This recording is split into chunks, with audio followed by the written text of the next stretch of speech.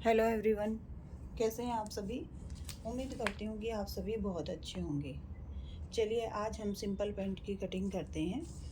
Simple pant की cutting के लिए हमें किन किन मेज़रमेंट की रिक्वायरमेंट है वो मैं आपको बता चुकी हूँ, लेकिन आज हम 37 इंच की लंबाई के अकॉर्डिंग अपनी पैंट की आई थिंक ये एक्सल रहेगी, एक्सल पैंट की कटिंग करेंगे। देखिए इसमें हमें लेंथ है 37 इंच है, जिसमें से हम 1.25 माइनस करेंगे जो हमारा बेल्ट का रहेगा, तो हमें मिलेगा 35.75 और उसमें हम 3 इंच ऐड करेंगे अपना हेमिंग के लिए, जो नीचे हम तुरपाई करते हैं। उसके बाद देखिए वेस्ट है, वेस्ट रहेगी हमारी 40 को हम 4 से डिवाइड करेंगे 4 से, तो हमें मिलेगा 10 इंच। 10 में हम 1 इंच डाट का ऐड करेंगे और 1.5 हम लूजिंग रखेंगे, तो यहाँ पर हमें मिल जाएगा 12.5। ठीक है। उसके बाद है हमारी राउंड हिप जो हिप का राउंड होगा, तो वो हमें 44 है हमारा हिप राउंड, उसको 4 से डिवाइड करेंगे तो वो हमें 11 मिल जाएगा। तो हिप के अकॉर्डिंग हम अपना क्रोच एरिया निकालते हैं। क्रोच एरिया हमेशा हिप के अकॉर्डिंग ही निकलता है, तो इस बात का हमें ध्यान रखना है।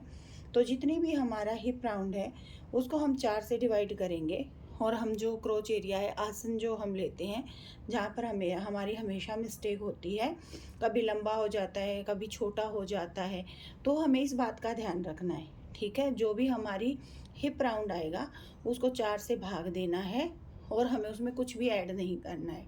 उसमें जो भी लूजिंग ऐड होगी ऊपर से जो हमारी 1.25 इंच की बेल्ट लगेगी उसी से हो जाएगी, इससे ज़्यादा हमें इसको नहीं लेना है। ठीक है।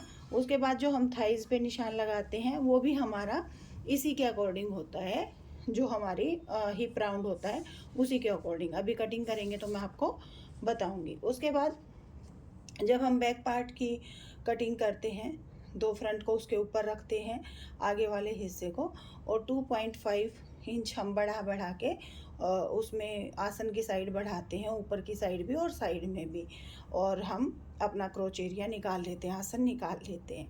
और नीचे की साइड जब हम पैंट की नीचे की कटिंग करेंगे तो उसमें हम 1.5 यानी कि 1.5 इंच ही बढ़ाते हैं, उससे ज़्यादा नहीं बढ़ाते हैं। तो इस बात का हमें ध्यान रखना है। ठीक है। तो चलिए अब हम अपनी पैंट की, सिंपल पैंट की कटिंग करना मैं आपको सिखाऊंगी, तो ध्यान से देखिएगा और अच्छे से सीखिएगा। चलिए शुरू करते हैं। देखिए जो हमारा मेज़रमेंट है उसमें हमें लेंथ, सबसे पहले हमें क्या करना है, जो हमारा ऊपर से है जहाँ से हम पैंट पे निशान लगाएंगे, वो हम एक बार स्ट्रेट रखेंगे, स्ट्रेट का निशान लगा लेंगे हम। ये एकदम से स्ट्रेट होना चाहिए, ये मैंने सीधा निशान लगा लिया है। ठीक है। अब इसके बाद हम लेंगे अपनी लंबाई कितनी है, 37 इंच।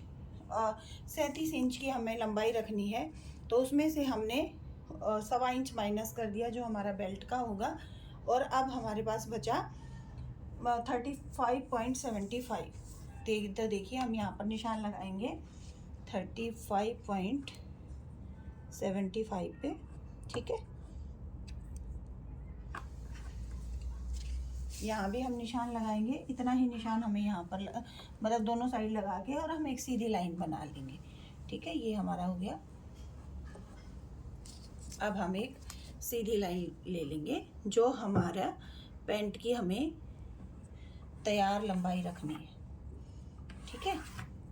इसके बाद क्या करना है हमें, जो हम हेमिंग के लिए, जो हम नीचे मोड़ने के लिए रखते हैं, इसके बाद वो डिपेंड करता है कि आप किस तरह से मोड़ रहे हो। अगर आप तुरपाई करते हो तो चौड़ा मोड़ लीजिए, और अगर आपको कोई डिज़ाइन बनाना है तो उसके अकॉर्डिंग ही आपको रखना है। तो मैं इस पैंट को थोड़ा सा चौड़ा मोड़ूंगी नीचे से, तो मैंने यहाँ पर 3 इंच एक्स्ट्रा लिया है। तो आपको इस बात का ध्यान रखना है, जितना भी आपको पहले अपनी रेडी लेंथ निकाल लेनी है। ठीक है। उसके बाद अब हम इस निशान को भी मिला लेंगे। ये अब हमें मिल गई है अपनी पैंट की लंबाई, हमारे पास आ गई है। ठीक है। अब देखिए दूसरी बात का क्या ध्यान रखना है हमें, जो हमारी ये साइड की किनारी होती है ये हमेशा पेंट में अड़चन डालती है, ठीक है, खिंचती है हमेशा, और हम इसको साथ में ही ऐड कर लेते हैं। तो आपको क्या करना है, इसके ऊपर भी एक सीधी लाइन लगा देनी है कि इसको ऐड नहीं करना है, इसको हटा देना है, ठीक है। जितनी भी हमारी ये किनारी है इसको बिल्कुल भी ऐड नहीं करना है, इसकी वजह से हमारी पेंट खिंचती है। ये कहीं भी होगा तो खिंचाव आएगा, तो किनारी को हमेशा निकाल ही देना चाहिए हमें। देखिए मैंने ये किनारी का निशान लगा दिया है निकालने के लिए, ठीक है। अब हम अपनी पेंट पे निशान लगाएंगे, ध्यान से देखेंगे सभी। जैसे था हमारी ऊपर हम निशान लगाएंगे कमर का, ये मैं अपना मेज़रमेंट साथ में रख लेती हूँ। तो जो हमारा कमर का निशान है वो क्या है, कितनी थी कमर हमारी 40, तो हमने उसको 4 से डिवाइड किया, 4 से भाग किया, तो हमें कितना मिल गया, यहाँ पर हमने ले लिया 10 इंच, ठीक है। यहाँ पर हमने 10 इंच पे निशान लगाया। अब 1 इंच हम डार्ट का ऐड करेंगे और 1.5 इंच की हम कितनी क्या दे देंगे, लूजिंग, ठीक है। यहाँ पे हमने लूजिंग दे दी है 1.5 इंच की, ये हमारे निशान लग गए। अब हमें देखना है ये यहाँ पे हमें कितना मिल गया,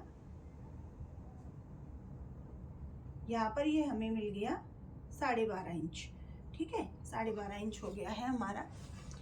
अब यहाँ पे 12.5 इंच। अब इसके बाद हमें क्या निकालना है, अपना क्रोच एरिया, जो आसन हमें कितना लेना है, और आसन हम यहाँ से लेंगे जहाँ तक हमारा लूजिंग मिला है 12.5 तक, ठीक है। अब देखते हैं हमारी जो हिप साइज था वो था 44, तो उसके अकॉर्डिंग हम कितना आसन लेंगे, 11।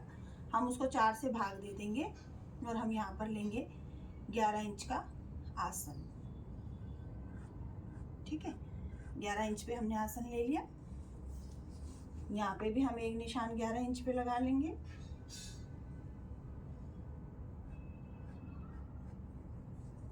अब हम इस जो निशान लगाए हैं हम उसको सीधा कर लेंगे। यहाँ से हमारा क्रोच एरिया निकलेगा, तो इसको भी हमें ध्यान से देखना है। हमें थाइस का मेजरमेंट लेने की ज़रूरत नहीं होती है, लेकिन क्रॉस चेकिंग के लिए आप क्रॉस चेक करने के लिए ले सकते हो, ठीक है।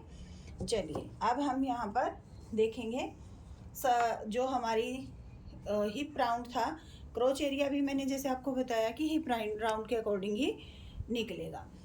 तो हमारा 44 था, तो 11 हमें वहाँ पर मिल गया। 1 इंच हम ईज ऐड करेंगे, तो यहाँ पर देखिए फ्रेंड, देखिए 11 इंच लिया और 1 इंच का हमने ईज ऐड कर दिया, तो यहाँ पर मुझे मिल गया 12 इंच, ठीक है। यहाँ पर कितना मिला मुझे, 12 इंच। 12 इंच हो गया। अब इसके आगे हमें 2.5 इंच का क्रोच के लिए हमें निशान लगाना है, ठीक है। 2.5 इंच पे हमने ये क्रोच के लिए निशान लगा दिया, हो गया। अगर हमारा 40 से ऊपर है, 40 से कम है, तो ये वाला निशान हम 2 इंच पे भी लगा सकते हैं, और अगर 40 से ऊपर चला जाता है हिप साइज तो हम ये 2.5 पे करते हैं, और अगर उससे ऊपर है तो 3 इंच तक। 3 इंच से ज़्यादा हम नहीं जाएंगे, चाहे साइज़ कितना भी, ठीक है। इस बात का हमें ध्यान रखना है। अब देखिए, आपको एक क्वेश्चन आया होगा आपके माइंड में, जो हम हमेशा गलती करते हैं, यानी कि हमने यहाँ से 12 इंच हुआ हमारा, और यहाँ से कितना हो गया है, देखो मैं आपको नाप कर दिखाती हूँ। यहाँ से 12 इंच हो गया, सॉरी यहाँ से हो गया हमारा 14.5 इंच, ठीक है, और यहाँ से हो गया है हमारा 12.5 इंच, ठीक है। यहाँ से हमारा कम हो गया है, यहाँ से ज़्यादा हो गया, कोई फ़र्क नहीं पड़ता, ठीक है। वो हमें जो फॉर्मूला है उसी के अकॉर्डिंग मेज़र करते हुए हमें निशान लगाना है, ठीक है। तो अब देखिए हमने ये निशान लगा दिया है, ठीक है। ये हमारा थोड़ा यहाँ 12.5 है, यहाँ पे 12 है, तो ऑब्वियस है कि थोड़ा सा हल्का सा तिरछा आएगा, तो कोई फ़र्क नहीं पड़ता है। अब यहाँ पर हम 1.5 इंच पे, थोड़ा सा आप आइडिया से भी कर सकते हो, 1.5 इंच पे हम थोड़ा इसको आसन निकालेंगे। अगर आप नए हो तो आप इससे भी ये हमारा जो आर्महोल स्केल है इसका यूज़ करके भी आप आसन निकाल सकते हो। ठीक है, ये हमें बहुत डीप करने की ज़रूरत नहीं होती है। ठीक है, यहाँ 1.5 इंच पे निशान लगाएंगे, फिर जैसे हमारा ये सेट आएगा उस तरह से हम निशान लगा देंगे। ठीक है, तो ये हो गया हमारा आसन। ये हमें आसन कैसे निकालना है, थाइस की यहाँ से हमें क्रोच एरिया कैसे निकालना है, तो ये हो गया हमारा। ठीक है, अब आगे हम देखते हैं। अब हम जो यहाँ से ये 14.5 आया है, 14.5 आया है, इसको हम हाफ कर देंगे। ठीक है, ये हमारा 7.25 के करीब आएगा और एक निशान हम यहाँ पर लगा देंगे 7.25 पे। ठीक है, और एक निशान हम यहाँ से भी 7.25 पे लगाएंगे। हाफ जो हम सीधी लाइन लगाएंगे ये हो गया हमारा 7.25 पे। ठीक है, और अब हम निशान लगाएंगे यहाँ नीचे की साइड भी, हम इसके ऊपर ही निशान लगाएंगे 7.25 पे। यहाँ पे जो ये जो हमने ये निकाल दी है ना, जो लाइन हमारी निकल गई है, उसके उधर से ही हम निशान लगाएंगे। तो देखिए ये भी मैंने यहाँ पर 7.25 पे निशान लगा दिया। एक निशान हम बीच में लगा लेंगे ताकि हमारा निशान सीधी लाइन हमें मिल जाए। ठीक है, ये मैंने 7.25 करके निशान लगा लिया।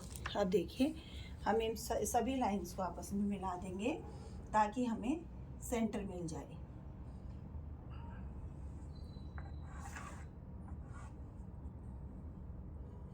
देखिए बस पैंट की कटिंग करते हुए हमें इन 2-4 बातों का ध्यान रखना होता है। फिर हमें कभी भी वो बीच से साइड से उठने की प्रॉब्लम नहीं होती है, कभी भी पैंट टाइट नहीं होती है। ठीक है, ये हमने यहाँ तक रखा।